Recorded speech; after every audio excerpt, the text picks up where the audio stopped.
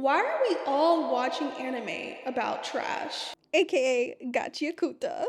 Hey y'all, welcome back to my channel. My name is Nad. I talk about all things Asian media, from anime, video games, to Asian dramas and films. And today, we're talking about the one, the only Gachiakuta. As a disclaimer, I'm only halfway into what's been released so far. I haven't read any kind of manga. I believe I'm on episode 12 at the moment, so I kind of understand how this world works. And I just want to share a bit about my thoughts about the story so far. Let me paint a pretty little picture for you as I do. The way I initially heard about this anime, at the beginning of the month, there's this little thing in my city called SakuraCon or SakuraCon, depending on who you ask. Basically our largest anime convention, right? And me being the weeb that I am, I went all 3 days. First day by myself. Last 2 days with my best friend, and we cosplayed. I was a little Walmart Ada Wong from Resident Evil. We went to a bunch of panels, one including the cosplay contest. During this cosplay contest, there were multiple Rios from Gachiakuta, and I'm like, who is this character? She looked like a League of Legends character or something like that. I'm like, is that like a champion of League of Legends? My girlfriend, she's like, girl, no, she's from Gachiakuta. And I'm like, okay, those wigs are fire though. Like, they really did their big ones with the wigs, not gonna lie. and I told her, I've Heard about this a lot online. So she was like, you need to watch it. If you like Samurai Champloo and that kind of vibe, you need to watch it. and I'm like, Oh, is it like Samurai Champloo? and it's not. But it has a lot of like urban themes and urban elements, similar to Samurai Champloo, but definitely in its own lane. And she's like, It's an anime about trash. And I'm like, what? What do you mean? She's like, It's literally about garbage. and I'm like, okay, now you got me wanting to watch it. If all forms of media, anime would be the one to make a show about garbage and catch me. It would hook me in. I also had released my YouTube video called Why Do Black People Love Anime? So many of you recommended me to watch Gachiakuta. I'm not going to spoil the show for you guys, but I'm just gonna give a very brief synopsis. Gachiakuta is kind of set in a very like Hunger Games-esque world. It's basically these high-class noble citizens, and then there's these other citizens who are kind of like native to the area, and they all live on this floating world, and they all live on the edge of something called the pit. The main protagonist is, of course, a teenage boy, because we are watching a shonen anime, and he happens to be one of these natives who is living like kind of in the slum area, because they seem to definitely prejudice against these people. And he has just this really odd obsession with trash. He loves going dumpster diving and saving people's things that he thinks shouldn't be thrown away and turning it into something new. He loves recycling. He's a recycler, okay? And for some reason, all these other kids make fun of him for it because of something his father did years ago. And he's like, I'm not my dad. I have someone else who took me under their wing and is taking care of me. And everything I do is learned from him. Everything I do is because this person taught me everything has worth. Everything in this world is important. Fast forward to the end of the first or second or third episode, and essentially this main protagonist gets thrown into the pit, which ends up being a world of trash. This kid has a mission, 1, to get back above land, and 2, right the wrongs of the world above land, and 3, he learns he has not just this overwhelming emotion of like caring so much about things that are thrown away, but also just seeing worth in everything. And he cares so much about things, which is really interesting concept. Because it is trash, it's perceived differently from like materialistic or materialism, because that's something that my mind automatically goes to. I personally didn't grow up having a lot of things. I don't know, I grew up with a weird sense of what materialism is, and so seeing how Rudo, this is the main character's name, how much he cares about these objects that would be trash to someone but someone else's treasure, and how he's able to inhabit that emotion to essentially becoming a sort of magic to use these objects or really reuse them for fighting for the greater good. I think this is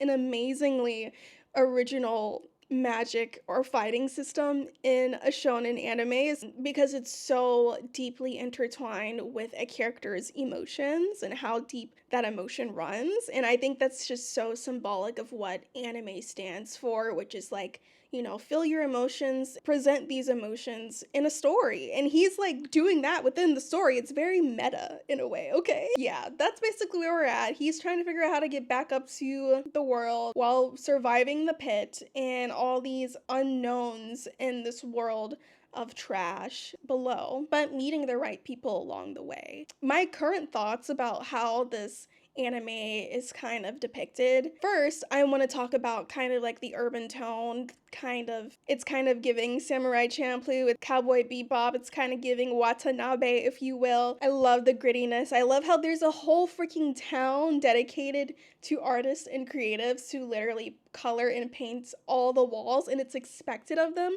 Not only is it expected of them, but it also casts these protective spells to protect their home. Like, are you kidding me? Are you kidding me? If that was real, in the real life, artists would be paid just as much as doctors would, okay? I don't want to hear it, because that would be so much more sustainable and like using our creativity to protect people, and I love that. And it was very validating for me whenever I watched that episode. Even in the credits of the show, it gives credit every episode to a graffiti artist, and I'm like, that's amazing in the world of AI. I love it here. Thank you to the animation studios to also piggyback off of like the graffiti and leaning back into the urban tones. The number of characters in this show who just got that shit on, like they really be dressing. Oh my god, like freaking Rudo's fit though, his fit when he becomes a cleaner, he a little skinny mini, but he make it look good. And Riel, she's skinny mini. She make it look good.